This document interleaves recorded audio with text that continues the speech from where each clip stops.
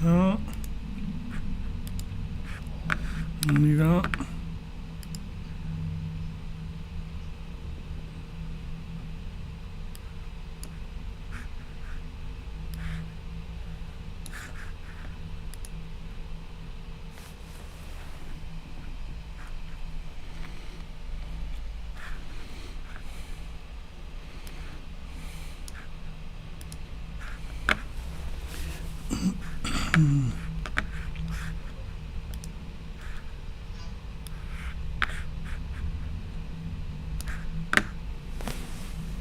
Voilà, on y est presque.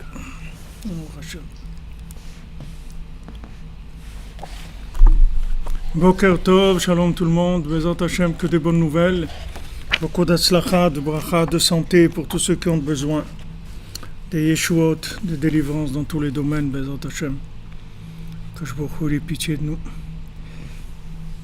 Et puis nous envoie le Mashiach, que les gens ils arrivent à reconnaître Rabbeinu comme ça, l'affaire est réglée.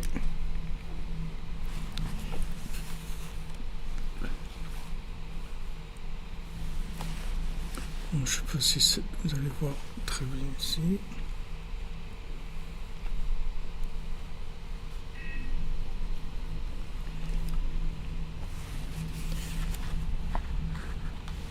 Voilà.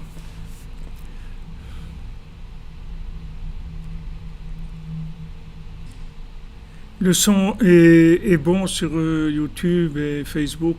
Est-ce que c'est OK?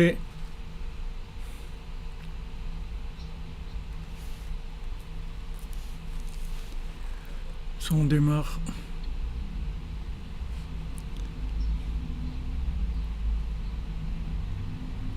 Alors, il faut les mains pour le Besançon, Israël Yitzhak Ben Fortuné, Sandrine Badjanine, Janine Bateglantine. Merci, OK. David Ben Mesoda Cohen, Loralia Estechava Batraya Daniel. Merci à vous. Baruch Hashem. Donc on est OK pour le son, on peut y aller. Baruch Hashem.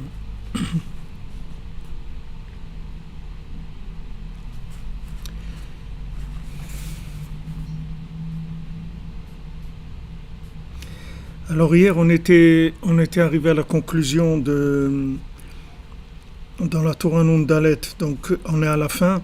Imle vavia sicha vichapes ruchi, c'est-à-dire je vais parler avec mon cœur et je vais chercher mon souffle, c'est-à-dire je vais chercher le souffle divin de mon âme.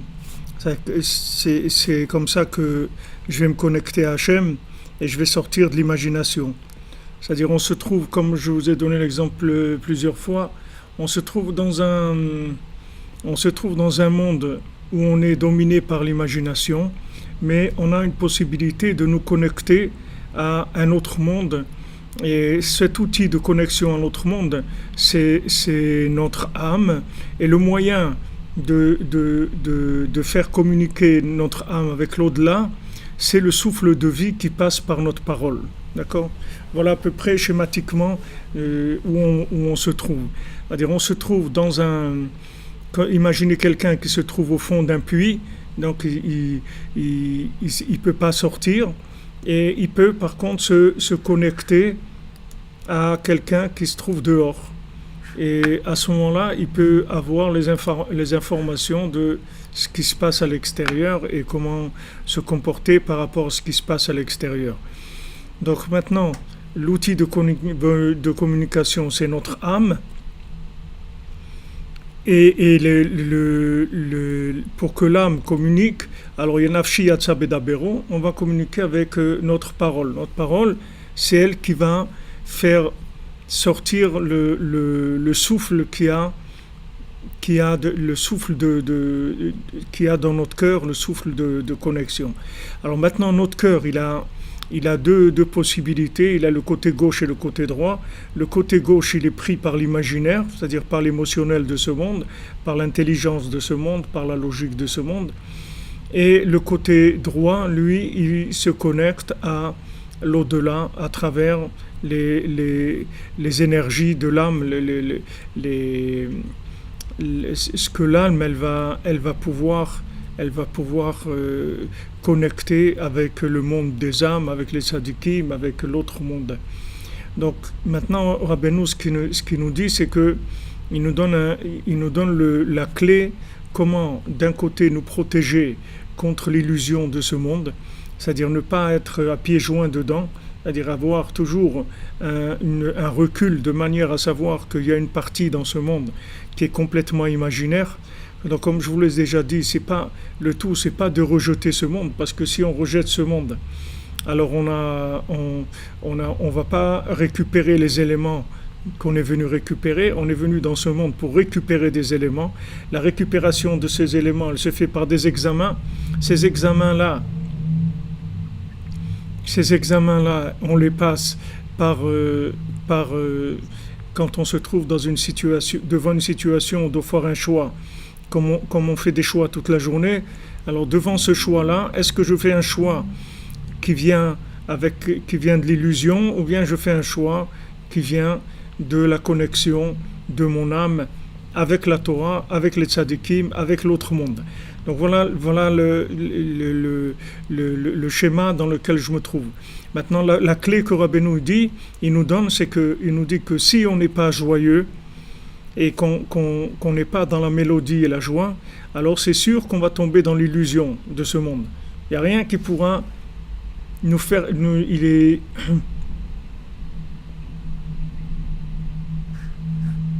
Il n'y a rien qui pourra nous empêcher de tomber dans l'imagination si on est triste. C'est-à-dire que la joie, c'est ce qui va nous permettre de nous libérer de l'imagination, c'est-à-dire de nous protéger contre l'illusion de ce monde. Donc Rabbeinu il nous dit qu'il faut être joyeux. Pour être joyeux, on a besoin... Voilà, exactement comme vous dites en Zefrima, c'est-à-dire que ce monde-là, on est là pour l'utiliser. Le problème, c'est qu'il faut savoir comment l'utiliser, comme tout ce qu'il y a dans ce monde. Même quand vous achetez une cuisinière, il faut savoir l'utiliser, ou un médicament, ou tout, il faut savoir comment l'utiliser. Donc maintenant, on se trouve dans ce monde. On a soit la possibilité de tomber dans l'illusion, soit la possibilité de se connecter à l'autre monde. Maintenant, pour nous protéger contre l'illusion, c'est la joie. La joie, elle libère de l'emprise de l'illusion. Parce que l'illusion, la connexion au monde d'illusion se fait par la tristesse. C'est-à-dire la tristesse, c'est la sensation qui connecte à l'illusion. C'est-à-dire la tristesse, elle prépare l'individu à être dans l'illusoire, dans l'illusion, dans l'imagination totale. La tristesse, c'est ce qu'elle amène. D'un autre côté, la joie, elle libère. Ki besimcha tetseu, dans la joie, vous allez sortir. La joie, elle libère. Les Lévi'im en Égypte, ils n'étaient pas esclaves. Parce que les Lévi'im, ils avaient le secret de la mélodie. Donc le secret de la négina, de la mélodie, de la chanson, de la musique. Et donc ils n'étaient jamais prisonniers de l'esclavage de Pharaon. Qu'est-ce que c'est l'esclavage de Pharaon? C'est quand on rentre dans l'illusion et qu'on commence à avoir des questions et essayer de vouloir comprendre les choses, alors qu'on peut se connecter avec de la joie, avec de l'amour. Et à ce moment-là, on n'a plus de questions, tout devient clair et extraordinaire. Donc maintenant, les Lévi'im, eux, ils avaient le secret de la musique, donc ils avaient cette chose extraordinaire qui est la joie et qui libère. Donc eux, ils n'étaient pas esclaves, ils étaient libres tout le temps. Et les Lévi'im, ils ont tout le temps été libres de tous les problèmes. C'est-à-dire, ils ont été libérés de tous les problèmes. Ils ont pris même la place des premiers-nés quand ils ont fauté. Il y a eu beaucoup de choses que les Lévi'im ils ont eues. Et les Lévi'im, ils n'avaient rien. Ils vivaient que dans le chesed. C'est-à-dire, les Lévi'im, ils n'avaient pas une parnassa ou une façon de vivre. C'est-à-dire, les Lévi'im, ils ne vivaient que des dons que les Bnei Israël ils donnaient, les Maasrot et les choses qu'ils donnaient au Beth Amikdash. Donc les Lévi'im, ils y vivaient avec ça. Ils n'avaient pas de propriété non plus. Ils n'avaient aucune propriété en Eretz Israël parce que c'est des gens qui étaient complètement libérés de tout rapport avec la matière et qui étaient là que pour faire la connexion avec Hachem.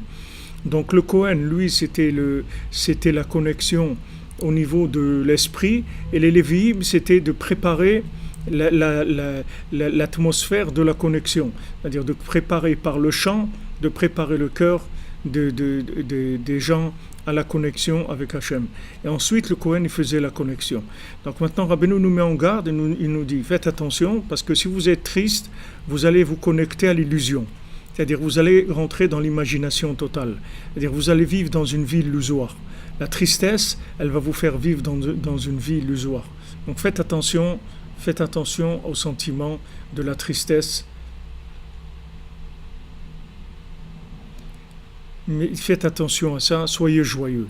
Alors, le conseil maintenant que Rabbeinu nous met en garde contre la tristesse, il nous donne la clé de la joie, et maintenant il va nous dire donc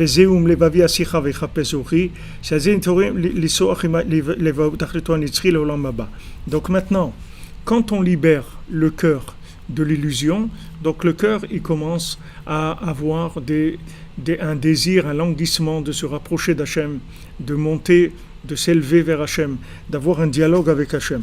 Et donc quand on commence le dialogue avec Hachem, alors on arrive à la conclusion que la vie est bien, que la vie elle vaut la peine d'être vécue, et que notre passage dans ce monde il va être très profitable, il va nous être très profitable. Donc une fois qu'on a ce souffle positif en nous, qui est venu du fait que on a été joyeux, donc du fait qu'on a été joyeux, on n'a pas pu nous attraper avec l'imagination, donc voilà, on est des gens libres. Et Akadosh Baruch Hu, il communique avec nous à travers les tzadikim, à travers notre âme, à travers tout le bien qui se trouve dans ce monde. Une fois qu'on est rentré dans cette communication-là, on est sauvé, les amis. C'est fini. On est sauvé. Une fois qu'on a ça, on est sauvé. Donc la joie, c'est quelque chose d'indispensable. C'est quelque chose qu'il faut absolument faire tout ce qu'on peut pour être joyeux. Maintenant, il va donner la clé de Kimat Chatzot. Rabbeinu va parler donc de Inyan de se lever à Chatzot, Keze Prinat Kimat Chatzot V'laila. C'est ça le Inyan de se réveiller à minuit, c'est-à-dire, comme je vous ai dit, c'est 6 heures après la tombée de la nuit, que ce soit en été ou que ce soit en hiver, c'est toujours 360 minutes avant la tombée de la nuit. Et quand maintenant on arrive à un moment où les nuits sont très courtes en Europe, et qu'on n'a pas la possibilité, la nuit elle va faire moins de 6 heures, alors il faut se lever, Rabbeinu dit, avant Alot HaShachar, avant la montée de la colonne du matin, et d'être présent dans ce moment-là, et de commencer des efforts de connexion à ce moment-là, parce qu'on va en avoir extrêmement besoin pour toute notre journée. Donc en hiver, ou en automne et au début du printemps, il n'y a pas de problème, c'est-à-dire c'est 6 heures, 360 minutes, et ça restera toujours 360 minutes. Maintenant, si jamais la nuit, elle fait moins que 6 heures, alors c'est en général entre Shavuot et Tisha B'Av, la nuit elle va faire moins que 6 heures, à ce moment-là, on se lève avant Alot HaShachar, c'est ce que Rabbeinu dit dans Sichot Haran, que Ikar Yavodat Isha Israël la Kum Chatzot, ou Bakaïtsi Alelot Ktsarot, et en été que les nuits sont courtes, alors il faut se lever avant la colonne du matin. Donc Rabbeinu il dit Zeprinat Kimat Chatzot Balaila, ça c'est le inyan de se lever à Chatzot, Ki Kinor Ayatalo Ilemala Mimitato Shel David, parce qu'il y avait une harpe qui était accrochée au-dessus du lit de David. Vekivan Sheigia Chatzot Laila Hayamenagen Me'elav.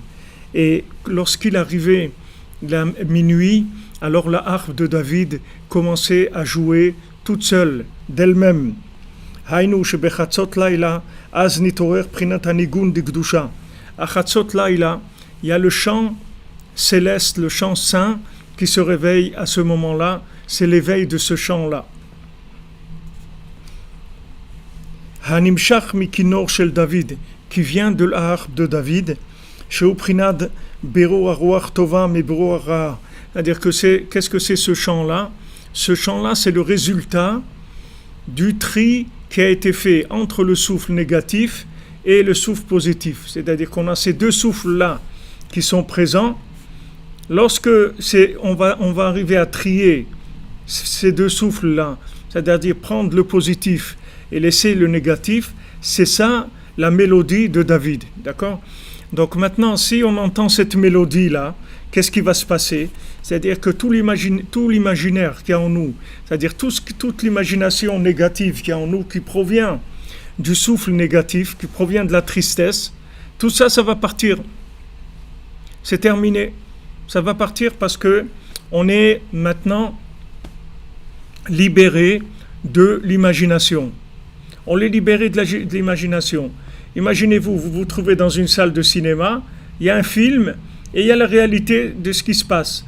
Maintenant, le film, il vous accapare complètement. Vous n'arrivez pas à voir la réalité de ce qu'il y a autour de vous. Donc, à un moment, il y a cette mélodie qui se réveille et cette mélodie, elle éteint le film. Elle arrête le film. Donc, il ne vous reste que la réalité, c'est-à-dire que le positif de la réalité. Et à ce moment-là, vous commencez à voir le bien qu'il y a en vous et à être heureux, et à être joyeux de votre vie. Et à remercier Hachem de vous avoir donné la possibilité d'être dans ce monde avec tout ce que vous avez pu grignoter, picorer, comme il dit Rabbi Nathan, picorer de bien dans ce monde. Il dit, Rabbi Nathan, il emploie le Midrash, il explique le Midrash qui dit que les poules, elles vont picorer dans les poubelles. Elles vont chercher là-bas des petits grains de maïs, des petits grains de blé, etc. Alors il a dit, c'est comme ça qu'on doit faire, on doit picorer sans arrêt, picorer des petits points positifs. Et en sachant qu'en picorant ces petits points positifs, ça suffit largement pour une vie réussie. Ne croyez pas qu'aujourd'hui, il faut avoir une réussite à la mode de Esav. Il faut avoir une réussite à la mode de David Ameller, que lui, il cherche les points positifs. Et avec quelques points positifs, ça lui suffit. Parce qu'avec ces points positifs, il peut se connecter. Et une fois qu'il est connecté, il a tout. Il n'a plus un problème avec la quantité. C'est fini, il n'a plus un problème de quantité puisqu'il est connecté. Quand est-ce qu'il y a besoin de connecter, de quantité? C'est quand on est hors connexion. Quand on vit avec le système binaire, avec le système de cause à effet. Alors on a besoin de quantité parce que c'est la méthode de Esav. Mais si on a la méthode de David, qu'on entend à ce moment-là, quand on se lève à minuit, on entend le chant de David, c'est-à-dire on entend exactement cette mémoire-là, cette mémoire du monde futur, alors on se libère du roi Ra, on se libère de l'imagination, et à ce moment-là, on peut commencer les délices de la communication avec Hachem. Donc Rabbeinu dit que ce qui est extraordinaire, c'est que la harpe de David, elle joue d'elle-même. C'est pas un musicien qui joue, elle joue d'elle-même avec le souffle d'Hachem dans le monde. שהוא בחינת בירור הרוח טובה, ועל כן אז הזמן להתגבר בעבודת השם, לקום אז לעסוק בעבודת השם. Donc ça, c'est le temps, c'est le moment pour se renforcer dans Avodat Hashem, de se lever à ce moment-là et commencer à servir Dieu précisément dans ce moment-là. Les Faresh Sichato, de commencer à épancher son cœur, les Fana Vidbar, devant Hachem, qui a zikar aberur al-yede prinat nigun bakli anal. Parce qu'à ce moment-là, il y a le tri qui se fait par le chant, par la mélodie qui va sortir de la harpe de David. Donc à ce moment-là, il y a la harpe de David qui sort, la harpe de David qui joue cette mélodie. Cette mélodie, elle va libérer le cœur de toute imagination négative, et comme ça le cœur va pouvoir se connecter à l'infini, et à ce moment-là on peut parler d'épancher le cœur devant Hachem. Mais s'il n'y a pas ça, on ne peut pas épancher le cœur devant Hachem. Quand on est triste, on ne peut pas épancher le cœur devant Hachem. Pour épancher le cœur devant Hachem, il faut de la joie. Il faut de la joie, il faut être branché. Pour être branché, il faut être joyeux.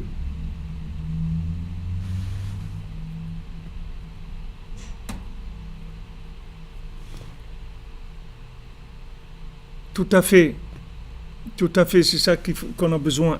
Comme vous comprenez bien, je vois d'après les commentaires que vous faites, Baruch Hashem, ici on a des gens branchés à haut niveau. Donc à ce moment-là, on se lève et on commence à servir Hachem et on peut épancher son cœur. Alors quand quelqu'un dit ouais mais moi j'arrive pas à prier, il te vaut des doutes, j'arrive pas à faire, etc. Alors il faut savoir que tout ça c'est parce que les conditions dans lesquelles tu te trouves ne sont pas optimisées pour pouvoir déboucher ton cœur, pour pouvoir faire sortir ton cœur de l'imagination. C'est-à-dire que l'imaginaire, l'illusion, elle est trop forte sur le cœur.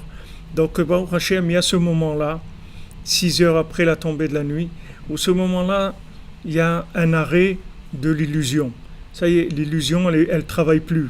Parce que lorsque le chant de David sort, alors l'illusion est terminée. Comme quelqu'un il a dit l'autre fois au Shiur, quand le roi Shaoul a commencé un peu à perdre la tête, il était un peu dans la folie parce qu'il y avait un souffle négatif qui rentrait en lui, il lui a emmené David, et c'est David qui lui faisait de la musique. C'est David qui lui faisait retrouver l'esprit positif. Nous, on ne se rend pas compte parce que tout le système, tous les gens, ils sont dans la folie. Donc, on ne se rend pas compte de ce que ça veut dire. Mais à l'époque, quand il y avait quelqu'un qui tombait dans l'illusion, ça se voyait, c'était choquant. C'était choquant parce que la plupart des gens, ils n'étaient pas là-dedans.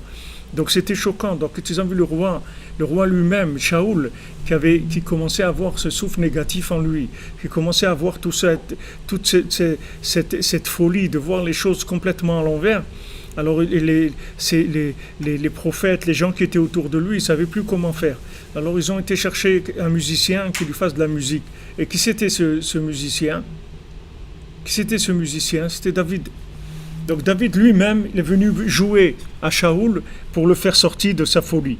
Donc cette chose-là, elle se reproduit tous les jours, toutes les nuits. Celui qui va se lever la nuit, il va entendre cette mélodie de l'harpe de David, et ça va le sortir de sa folie. Et la conséquence de sortir de la folie, elle est immesurable, incommensurable. C'est-à-dire que dans la journée, après, on peut faire des bons choix parce qu'il n'y a plus personne qui va nous embrouiller. Rabbi nous l'a dit, moi je vous ai fait goûter le vin hongrois. Alors, M. Terrier, je vais vous répondre après. Comment connecter des amis qui sont dans la tristesse? Alors, Rabbeinu dit, moi, je vous ai fait goûter le vin hongrois. C'est-à-dire que maintenant, vous avez goûté un vin qu'il n'y a plus personne qui va vous dire que le vin qu'il a, c'est du vin hongrois. Parce que quand vous n'avez jamais goûté le vin hongrois, donc on va vous donner de la piquette, de n'importe quelle piquette. On va vous dire, voilà, ça c'est le vin hongrois. Alors vous n'êtes pas un connaisseur, vous n'avez jamais goûté. Donc qu'est-ce que vous pouvez dire? Ah, c'est bien, c'est sympa et tout, c'est sympa. Mais Rabbeinu dit non, moi je vais vous faire goûter le vin hongrois. Et quand vous allez goûter le vin hongrois, il n'y a plus personne qui pourra vous vendre de la piquette avec une étiquette de vin hongrois. C'est fini. Parce que vous l'avez goûté. Comprenez? Donc maintenant, quand vous entendez la harpe de David, il n'y a personne qui va venir vous jouer après une mélodie de tristesse, une mélodie qui amène vers la consommation, qui amène vers la destruction, vers les plaisirs de ce monde. C'est terminé. Parce qu'une fois que vous avez entendu cette mélodie, toutes les autres mélodies, elles vont complètement s'annuler. Parce que comme on a expliqué il y a plusieurs cours que, en fait, on fonctionne avec la mélodie qu'il y a dans la parole. C'est avec ça qu'on fonctionne. Parce que quelqu'un, il peut vous dire des paroles, les mêmes paroles. Une personne peut vous dire les mêmes paroles que l'autre. Et il y a certaines paroles que vous allez accepter et d'autres que vous n'allez pas accepter. Qu'est-ce qui change? C'est la mélodie. Donc Rabbeinu, il a dit, voilà, moi je vous ai donné tous les conseils, tous les outils de Mashiach. Je vous ai tout donné. Tous donnés. Maintenant, qu'est-ce qui fait qu'on n'arrive pas à entendre les paroles? C'est la tristesse. C'est qu'il n'y a pas la mélodie, on n'entend pas la mélodie des paroles.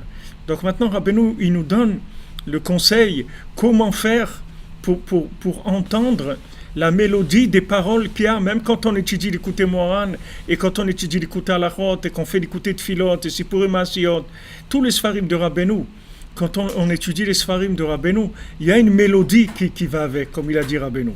Maintenant, si tu entends cette mélodie, ton cœur, il est aspiré par l'infini, il est aspiré par tout ce qu'il y a de plus merveilleux au monde. Mais il faut que tu entendes la mélodie. Si tu n'entends pas la mélodie, ça ne va pas déclencher le souffle positif qu'il y a dans ton cœur. Si tu vas étudier avec ta tête, avec ton intellect, ça ne va pas t'amener au souffle. Tu pourras peut-être connaître l'adresse, tu pourras peut-être connaître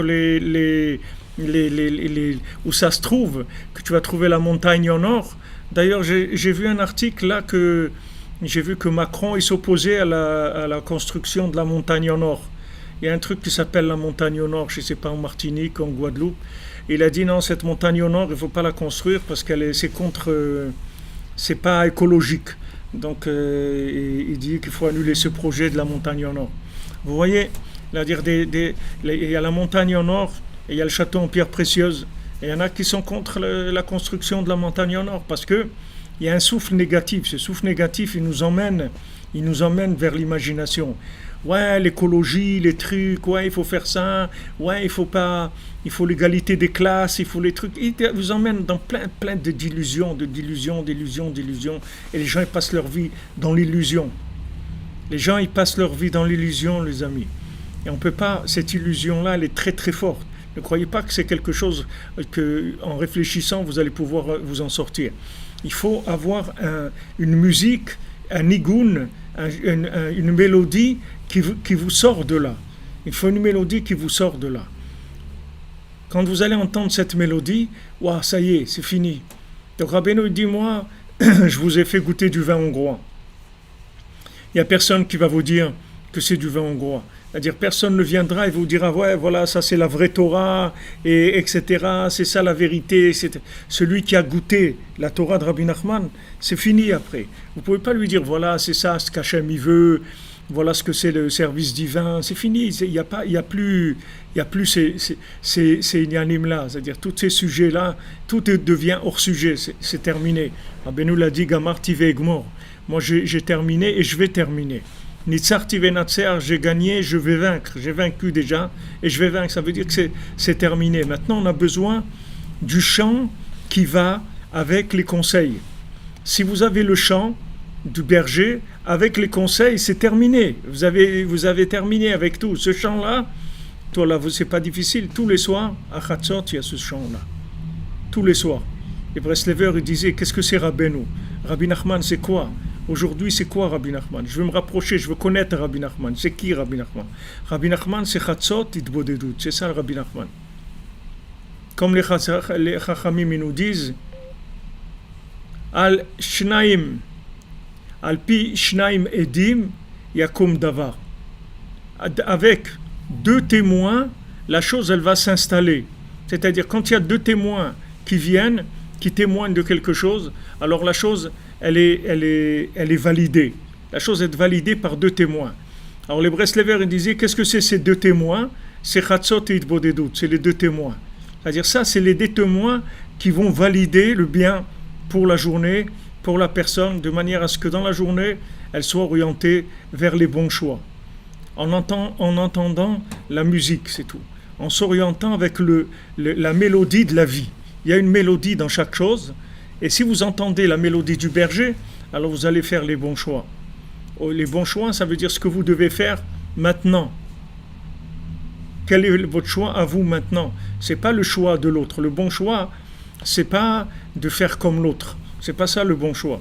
Même si quelqu'un il fait des choses bien, le bon choix, c'est pas de le copier. Le bon choix, c'est d'être moi-même au moment où je suis, moi-même dans le côté positif de moi-même, c'est-à-dire en connexion avec Dieu. Et que je fasse ce que je dois faire, c'est-à-dire les tris que je dois faire, les interventions que je dois faire, les opérations que je dois faire, tout ce que je dois faire dans ce monde, que je puisse les faire, que ça soit clair, que j'ai aucun doute sur ça. Voilà ce qui s'appelle être connecté. Voilà ce qui s'appelle être connecté. Alors maintenant, si on veut cette connexion, il n'y a pas d'autre possibilité. il faut qu'on entende la mélodie du berger. Une fois que vous avez entendu la mélodie du berger, vous êtes tranquille.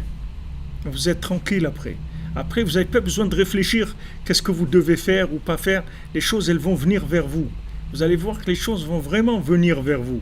Vous n'aurez pas tous ces trucs-là, ouais, peut-être ça, peut-être. Les choses, elles vont venir vers vous. Tout va venir vers vous.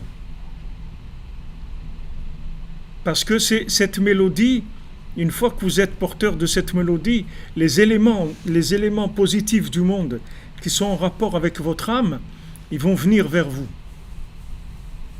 Alors quand il demandait M. Terrier tout à l'heure comment on fait quand on a des amis qui sont dans la tristesse, alors il faut, quand vous vous levez à Chatzot, alors vous allez prier pour eux, vous allez donner de la tzedaka pour eux, vous allez leur faire un pidyon, vous allez demander, allumer une bougie pour eux, leur demander à Rabbi Nachman qui s'occupe d'eux, comme il s'est occupé de nous, qu'il ait pitié de telle personne, comme il a eu pitié de moi, alors qu'il ait pitié d'un tel.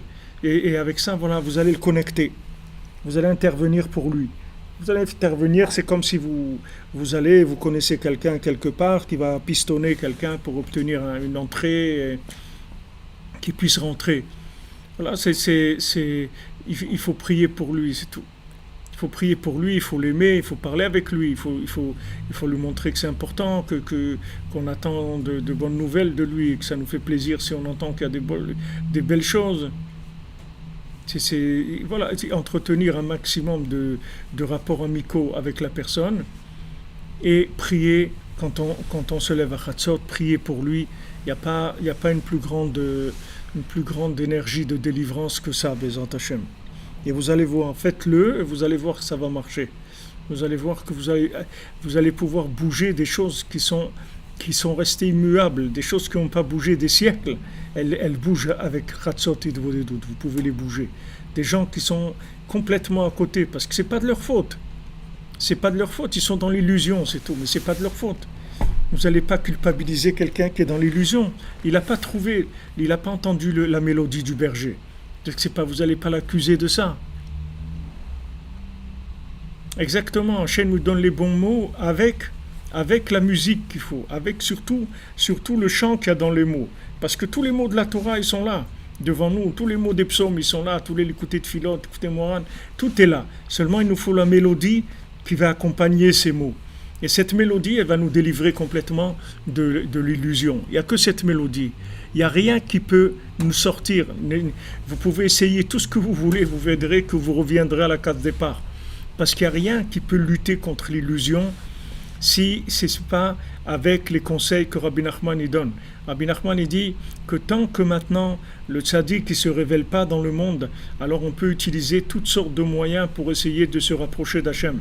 Une fois que le tzaddik s'est révélé, il vient dans le monde. Un tel déluge, un tel délire de mal dans nos générations, c'est l'illusion. C'est-à-dire il y a un tel délire d'illusion qui vient dans le monde qu'on ne peut pas s'en sortir si on ne fait pas les conseils du tzaddik en étant attaché au tzaddik. On a besoin des conseils et de l'attachement. Comme en Égypte, il n'y a personne qui bouge, ni ses mains, ni ses pieds, si ce n'est pas avec l'intervention de Yosef.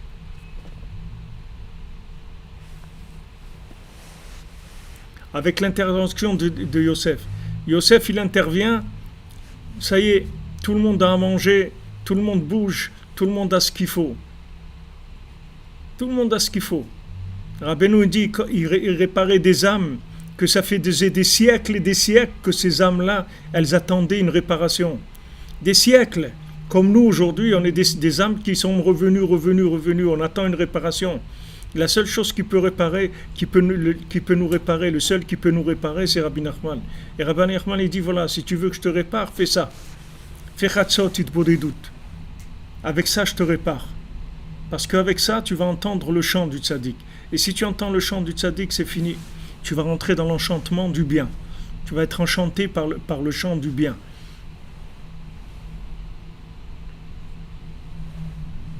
Voilà ce qui nous manque, c'est ce chant-là. Parce que je vous dis, les paroles, elles sont là. Voilà, il y a des livres, il y a le Likutei Moharan, voilà, Baruch Hashem traduit en français, il y a en anglais, il y a Baruch Hashem tout. Les mots, ils sont là. Mais ce qui manque, c'est la musique qui accompagne les mots. Parce que si vous entendez la musique qui accompagne les mots, c'est fini, le cœur il s'ouvre complètement et il s'attache complètement à l'infini. Donc il faut faire attention. Il faut faire attention à essayer un maximum de pratiquer Ratzot Itboyedut quand on peut, ceux qui ont la santé, qui ont la possibilité. Sinon, Baruch Hashem, uniquement d'être connectés, qu'on est ensemble. Le fait que Baruch Hashem, dans ce groupe, il y a énormément de gens qui font Ratzot, alors ça vous connecte. Ça vous connecte. Même ceux qui n'arrivent pas, mais ils font partie de l'équipe qui se lève, ils sont là avec eux, ils soutiennent la chose par leur présence, par leur prière, par leur vouloir, par leur aide. Alors ça fait qu'ils sont connectés à cette équipe, et eux aussi font partie de l'équipe de Chatzot. Comme une équipe de foot, c'est pas tout le temps que les gens y jouent. Des fois, des gens ils restent sur le côté, et des remplaçants, et pour l'instant, ils jouent pas. Mais ils sont là, ils font partie de l'équipe, ils ont exactement la même chose que les gens qui jouent. Donc on est là, une équipe, des gens connectés, qu'on a la Emouna dans le tzaddik, et on veut faire ce que le tzaddik nous a demandé de faire. On veut se lever à Chatzot et faire Itbodedout. Et maintenant, chacun il attend que ça s'ouvre pour lui, mais en attendant, la connexion avec les autres, ça lui fait profiter de la lumière. La connexion avec les autres, ça lui fait profiter. C'est pour ça, quand vous demandez à M. Terrier comment on fait, voilà, il faut rester en connexion avec les gens. Il faut rester en connexion, en amitié, en correspondance comme ça avec les gens. Et cette communication avec les gens, elle va faire passer tout ce que vous allez entendre, vous, comme mélodie, elle va passer dans vos mots. Elle va passer dans vos mots. Vous verrez que des fois, vous parlez avec quelqu'un et il commence à vous regarder, mais il ne vous regarde pas avec un regard comme si on regarde quelqu'un un être humain. Il vous regarde d'une façon comme si il a entendu quelque chose qu'il n'a pas entendu, qu'il n'a jamais entendu.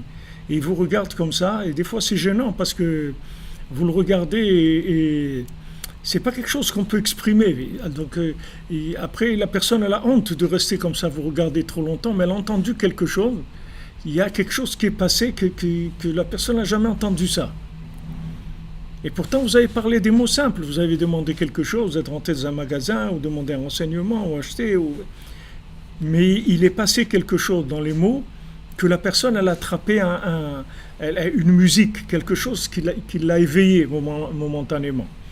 Donc, cette musique-là, vous allez être chargé avec ces notes-là, ces notes de musique, cette mélodie du berger. Et après, dans la journée, cette mélodie, elle va réveiller le monde entier au service divin. Dans la journée, vous allez faire que des tris de connexion, que des tris, ça oui, ça non, ça oui, ça non, tac, sans arrêt, sans avoir aucun effort à faire de réflexion, sans avoir besoin de réfléchir du tout, parce que c'est le souffle qui va vous inspirer. Je vous l'ai dit, Mashiach, c'est écrit, mais comment c'est écrit, Mariach Bedayen, il va sentir et il va juger. Le Mashiach, il va pas utiliser du tout la réflexion. Il va sentir les gens. Il va pas du tout utiliser aucune réflexion. Il va sentir, il va dire, toi tu fais ça, toi tu fais pas ça, toi tu fais comme ça. Toi. Il va sentir, chacun il va le sentir. C'est ça Mashiach.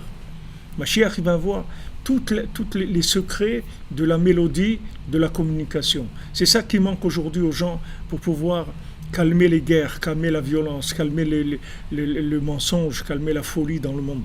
C'est ça qui manque aux gens. Si les gens ils avaient cette mélodie-là, leurs paroles elles seraient tout de suite convaincantes. Elles auraient convaincu, elles seraient convaincantes. Ça y est, les gens ils seraient d'accord. Les gens ils seraient d'accord. Vous voyez, quand Paro il entend Yosef, tout de suite il est d'accord. Il est d'accord sur son interprétation de rêve, alors qu'il en avait entendu des dizaines et des dizaines d'interprétations de rêve. Et Paro, des dizaines, des centaines même. Rien. Il a entendu l'interprétation de Yosef. Qu'est-ce qu'il y avait dans l'interprétation de Yosef? Il y avait le tri entre l'illusion et la réalité. C'est-à-dire, il n'y a pas plus mélangé qu'un rêve. Dans le rêve, il y a de l'illusion et il y a de la réalité. Comme ils nous disent, nos sages, ils disent En chalom chez En bo sheker. Il n'y a pas un rêve dans lequel il n'y a pas d'illusion. Comme il n'y a pas de blé dans lequel il n'y a pas de la paille. Dans le blé, il y a de la paille. Dans les rêves aussi, il y a des choses qui sont vraies, des choses qui ne sont pas vraies. Donc quand Yosef il est arrivé, il avait le sod, le secret de cette mélodie, que cette mélodie c'est la racine de toute la connaissance et toute la sagesse du monde. Il avait ce chant-là. Donc avec ça, il voyait tout de suite dans le rêve, il a enlevé tout ce qu'il y avait à enlever et il laissait le principal, il interprétait correctement. Même Paro, il a même essayé de lui un peu trafiquer le rêve, de ne pas lui raconter vraiment comme c'était. Et quand Yosef il a repris, il a remis les choses dans l'ordre, en racontant le rêve. C'est-à-dire même la façon de raconter le rêve, les éléments du rêve, il lui a remis en place. Non seulement qu'il lui a donné l'interprétation, mais même le corps du rêve lui-même, il l'a mis en place. Comme lui dire, voilà ce que tu as rêvé, c'est pas ce que tu m'as dit maintenant. Voilà comment tu as rêvé. C'est-à-dire il savait exactement tout ça parce qu'il avait ce nigoun là. Donc quand Paro il a vu ça, il a dit mais si Hachem il t'a fait connaître ce nigoun là, ça veut dire qu'il n'y a pas un sage et un chacham vers un navon, quelqu'un qui déduit comme toi. Il n'y a pas, ça n'existe pas. Donc tout de suite il lui a donné le pays, il lui a donné tout à gérer parce qu'il a vu qu'il avait ce secret là.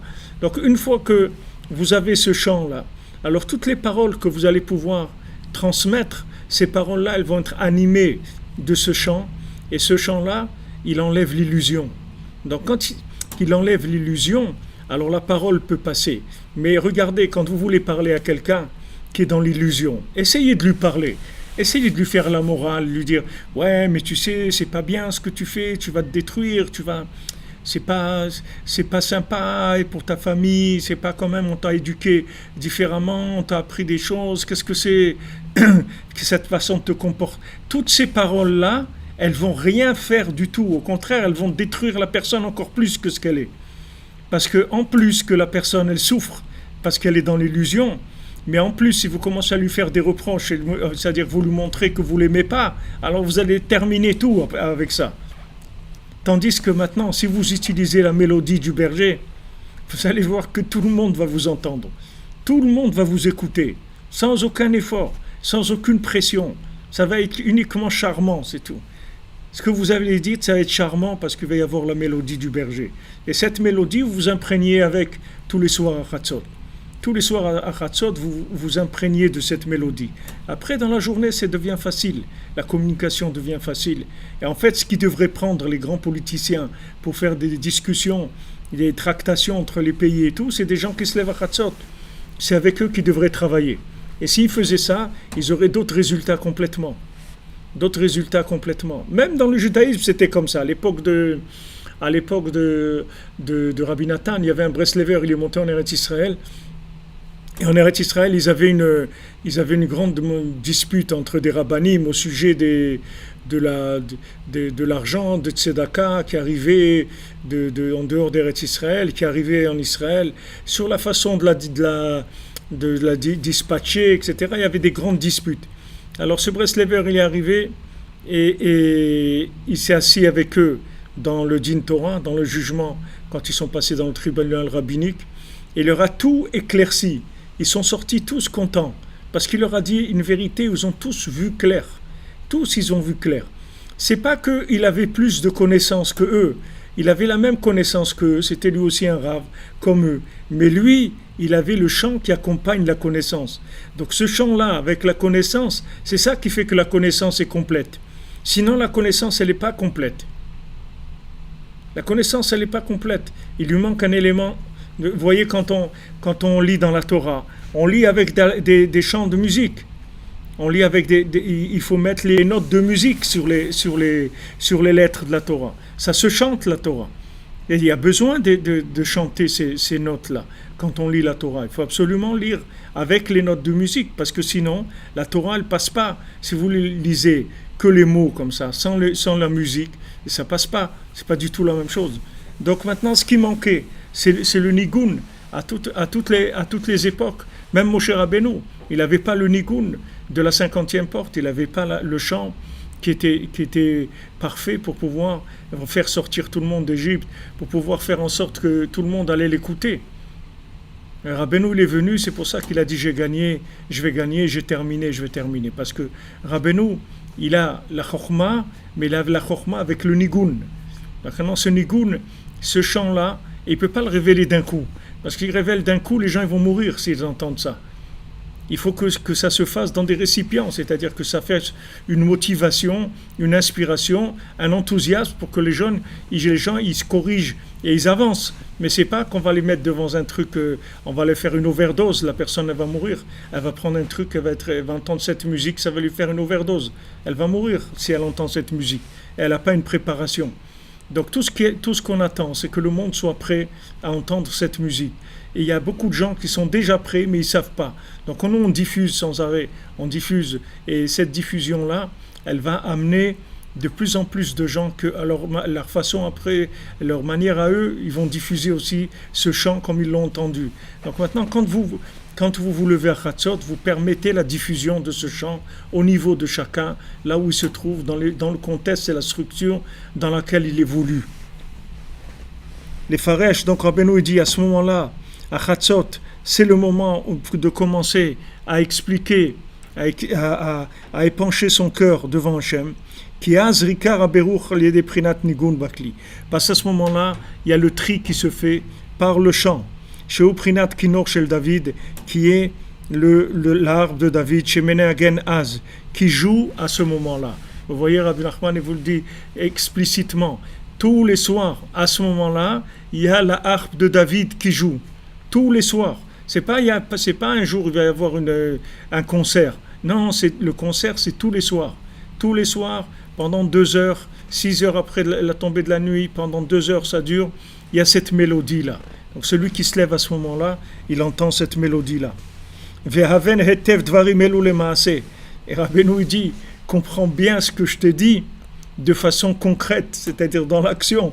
Tout ce que je te dis, c'est pas pour être en extase devant des éléments mystiques. Ce que je te dis, c'est tout simplement pour que tu enlèves ta couverture et que tu sortes de ton lit et tu commences à parler avec Hachem. Tout ce que je te dis, c'est pour que comprends bien. C'est pour ça qu'il dit comprends bien ce que je te dis ce que je te dis là de façon concrète et précise. Ne prends pas ça comme étant des belles paroles intéressantes. C'est beau, c'est des belles découvertes. Etc. Non, Tarles, comme on dit, qu'est-ce qu'il veut? Rabbi Nachman, c'est comprends ça les maaseh. Allez, vas-y, mets-toi au travail. Commence à te mettre au travail. Mets ton réveil, commence à prier pour pouvoir te réveiller. Mets ton réveil. Et si c'est dur de te lever, commence un petit peu. Commence 5 minutes, 10 minutes. Et tu vas voir que petit à petit, la lumière va venir et tu vas voir le sommeil va commencer à te laisser petit à petit, jusqu'à que tu arrives à rester 1 bonne heure ou 2 heures réveillé en faisant des prières, en priant pour tout le monde, pour toute l'humanité, pour qu'Hachem il enlève toute la souffrance du monde. C'est que ces gens-là qui peuvent intervenir. C'est ça les gens, les vraies personnes qui peuvent intervenir et faire des prières, qui sont écoutées, c'est ces gens-là. Ces gens-là, quand ils prient, alors ils sont branchés. Sachez que quand vous vous levez, vous pouvez prier pour tous les gens qui ont besoin, pour toute l'humanité. Vous demandez à Hachem d'amener de la miséricorde dans le monde. Qu'on veut une délivrance avec de la miséricorde. On ne veut pas de peur, on ne veut pas de mort, on ne veut pas de blessés, on veut que ça se passe dans la joie, dans l'amour, dans le shalom, qu'il y ait une délivrance sans souffrance. On ne veut pas de souffrance. La souffrance, elle vient du fait que les gens ils n'entendent pas le chant du berger. C'est ça qui fait de la souffrance. Parce que les gens ils vont avec leur logique. Et leur logique, elle les amène dans une illusion totale. L'illusion totale. Voilà, après Rabbi Nathan, il va parler il va dire comment cette Torah, elle a été dite Shabbat Hanouka. Et Rabbeinu, après qu'il ait dit cette Torah, alors il a dit, voilà maintenant, je vous ai dit comment on fait pour allumer les nérodes de Hanouka. Donc, Bezat Hashem, on continuera demain et on essaiera de finir la Torah. Il ne reste pas beaucoup. Il reste que quelques lignes. Alors on essaiera de la terminer demain pour pouvoir après commencer toutes les explications Bezat Hashem sur la Torah. Alors Bezat Hashem que parce que quand Rabbeinu il parle de quelque chose, il fait en même temps la chose. Donc maintenant que Rabbeinu nous a enseigné le chant de cette mélodie-là, cette mélodie du berger, alors bémet que cette mélodie, elle arrive sur chacune d'entre nous, sur toute l'humanité, qu'elle fasse l'effet qu'elle doit faire, c'est-à-dire un adoucissement total de la rigueur et un éveil vers Hachem dans la joie, dans l'amour, dans la joie, sans aucune contrainte. Ne pas se sentir contraint de quoi que ce soit. Le faire parce qu'on est bien, parce qu'on sait que c'est ça qu'il faut faire. Et en remerciant Hachem qui nous a donné le mérite d'accéder à ces éléments-là dans une vie d'illusion, comme on est en tournée et comme on baigne dans l'illusion comme ça. Et Hachem, il a eu pitié de nous. Il nous envoie un tzaddik comme ça, que du fond de l'autre illusion, il arrive à nous faire entendre la mélodie du berger et nous sortir, Bezat Hachem. Alors, Be'atzlacha, les amis, merci pour tout. Et on se retrouve à l'antenne demain. Beaucoup de santé, beaucoup de réussite, beaucoup de zivugim, que les gens ils arrivent à se marier. Ça aussi, c'est le chant. Rabbeinu, il parle dans Sipurim Asiot, il y a le mâle et la femelle, et leur chant, il n'arrive pas à se faire entendre l'un à l'autre. C'est pour ça qu'ils n'arrivent pas à se marier. Parce qu'il y a tellement d'illusions qu'ils n'arrivent pas à entendre le chant du conjoint. Il y a un chant, même le mariage ici avec un chant, il se fait pas avec un dossier analytique, il se fait avec un chant. C'est parce qu'il y a un chant il y a une mélodie, c'est ça qui nous fait nous marier avec le conjoint. C'est pas ce que vous voyez, c'est pas parce qu'il est intelligent, ou il est beau, ou il est riche, ou il est grand, ou il est petit, ou il connaît la Torah, ou il connaît pas. C'est pas ça qui fait se marier. Ce qui fait marier, c'est le chant. Et il y a des gens qui sont dans des axes différents d'illusion, et le chant, il n'arrive pas à rentrer, à passer. Donc, des fois, ils se rencontrent, mais le chant, il n'arrive pas à passer. Donc, ça ne donne pas de résultat, ils ne sentent pas d'éveil. Donc ça va aider énormément. Ça va aider énormément. C'est-à-dire, Chatzot, ça va aider énormément pour que ceux qui ne sont pas mariés puissent se marier, Bezat Hashem. Be'atzlacha, les amis. Merci pour tout.